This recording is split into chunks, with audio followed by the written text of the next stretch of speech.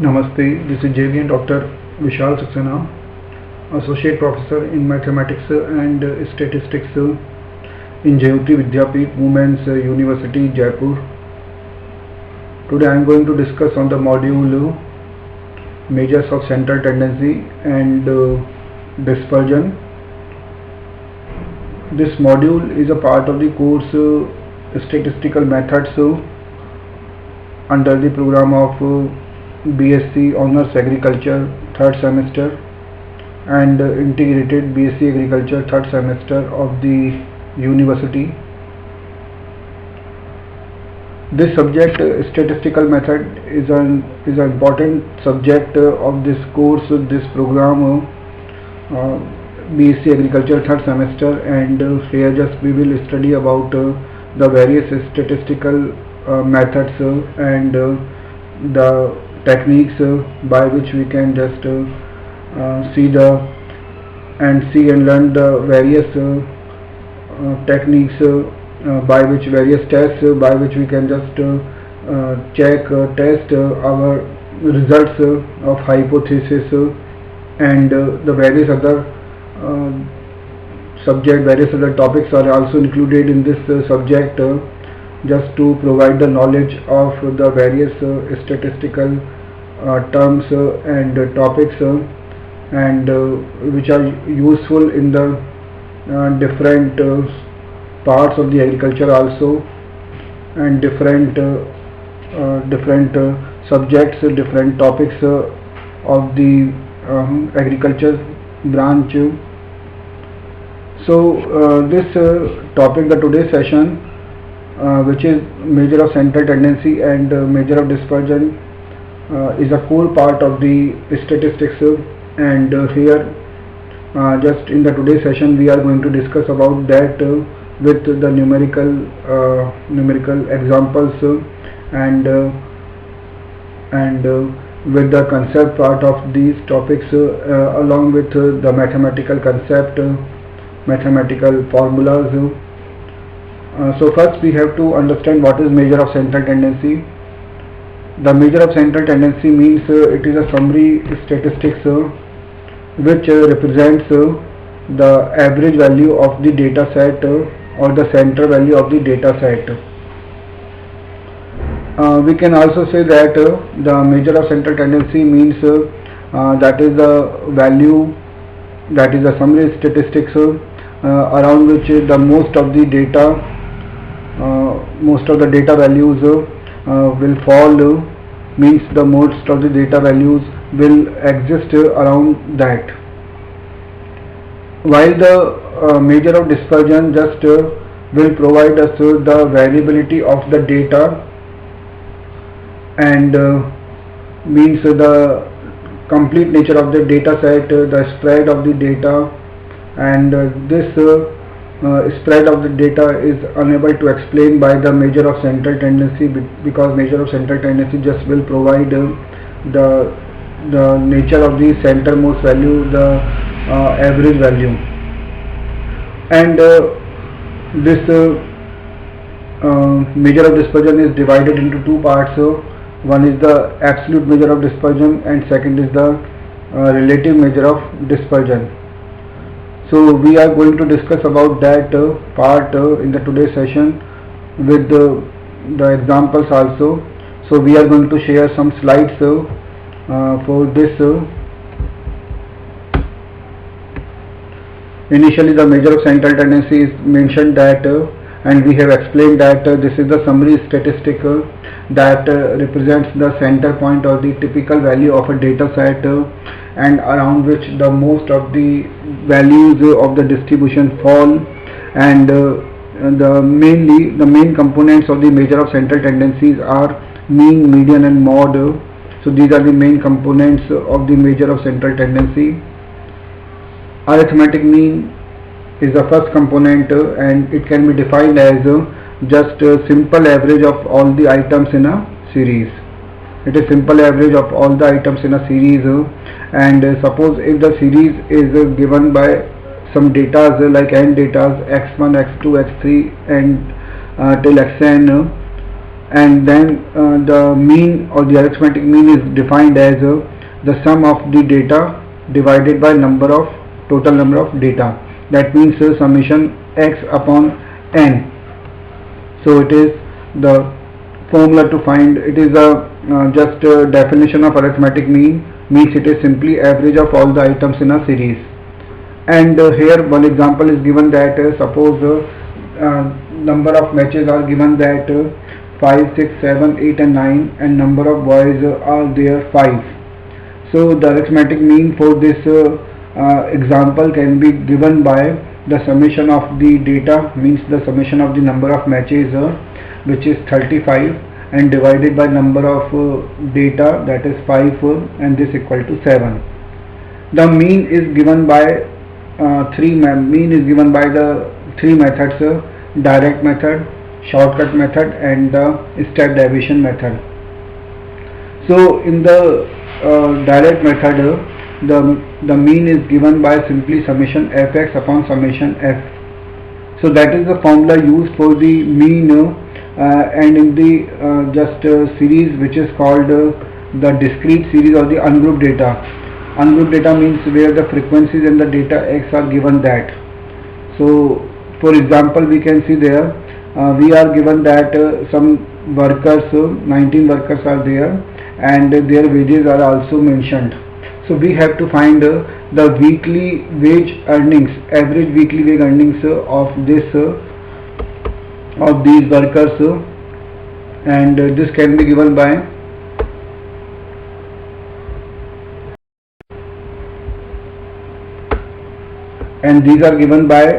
simply mean is equal to summation fx upon summation f, and that is equal to summation fx means 560, where f into x we have to do. Summation fx means first we have to multiply f and x, and then we have to take summation of this. So 560 upon 19, and which is equal to 29.47. Next method is shortcut method, and in the shortcut method the mean is given by a plus summation f into d upon summation f, and a means the assumed mean, and d is the x minus a, means the derivation from assumed mean. Step deviation method is given by mean is equal to a plus summation f into d dash upon summation f into c, and d dash is given by x minus a upon c. It is x minus a upon c, and this is also called d upon c. Next next we are going to have the concept of the median, and median means it is simply the middlemost value of the data, the middlemost value when the data are arranged in ascending or descending order of magnitude. So median can be given by in the three different parts for the individual series. For the ungrouped data means discrete series, and for the group data means the continuous series. So median in the individual series means where the frequencies are not mentioned, only data are given in the form of x. So the median is given by n plus 1 upon 2th observation, and for the even series it is the formula for the odd series, and the median for the even series is given by average of n upon 2th item plus n upon 2 plus 1th item. And now we take this example to find median. Here in this example the data set is given that 2, 6, 9, 3, 5, 4 and 7. So we have to find median. So first of all we have to arrange the data in ascending order. So 2, 3, 4, 5, 6, 7 and 9, and the median is given by the simply summation of the median is given by the formula n plus 1 upon 2th item, because there are 7 items which is an odd number. So 7 plus 1 upon 2th item, that is 4th item, and which is equal to 5. So this is a median 5. Now for the discrete series, median is given by again two different methods, two different ways here, for the odd series and for the even series. In the odd series, median is equal to size of n plus 1 upon 2th item, and for the even series the median is given by the average of the size of n upon 2th item and the size of n upon 2 plus 1th item. Now for the continuous series, the median is given by a formula, and this formula is given by m equal to L plus it is n upon 2 minus PCF, means the previous cumulative frequency of median class interval, upon f into I. So L means the lower limit of median class interval, PCF means the previous cumulative frequency of the median class interval, f is frequency of median class interval, I means the size of median class, and n means the total number of observations. And the mod is given by, what is mod? Mod is another component of measure of central tendency. Mod means the data which comes more frequently in the data series, or we can say mod is the data around which the most number of data fall around which. So mod is given by simply different methods for the different kind of series. If we have the individual series or the ungrouped data, so in the individual series and the ungrouped data, the mod is given by the data which have the highest frequency. So for this example, where we are having the data 8, 9, 11, 15, 16, 12, 15, 3, 7 and 15, the median is 15 because it is having the data 15 is having the highest frequency. That's why the mod is 15. And the mod is for the group data.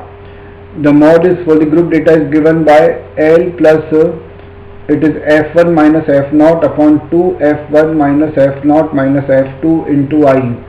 L means the lower limit of model class interval, f1 means the maximum frequency, means the frequency of model class, f0 means the frequency of preceding model class interval, f2 means the frequency of succeeding model class interval, and I is the total size of the model class.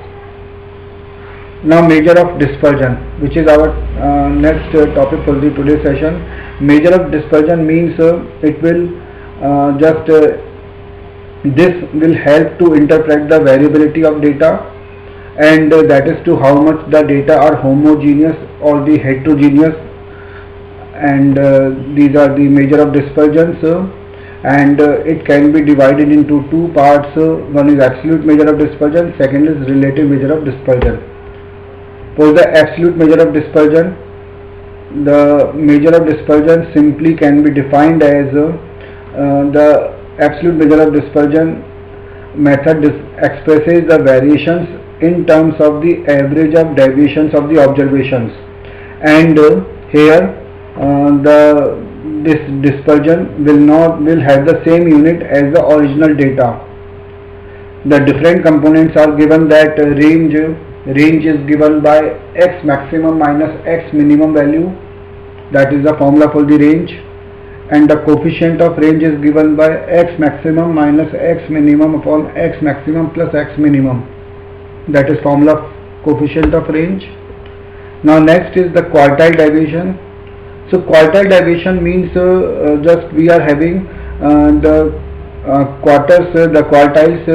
The quartile is the numbers which divide the data set into three quarters like Q1, Q2 and Q3.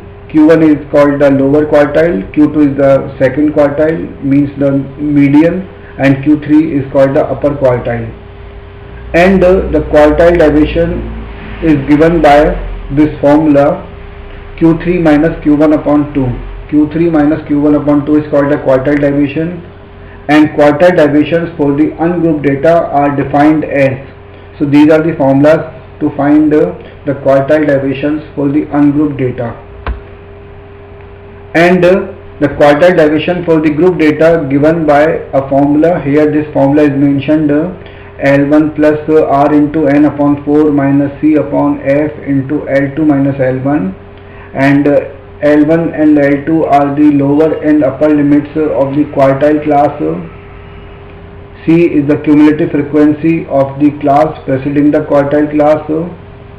N means the total number of data, F means the frequency of the quartile class.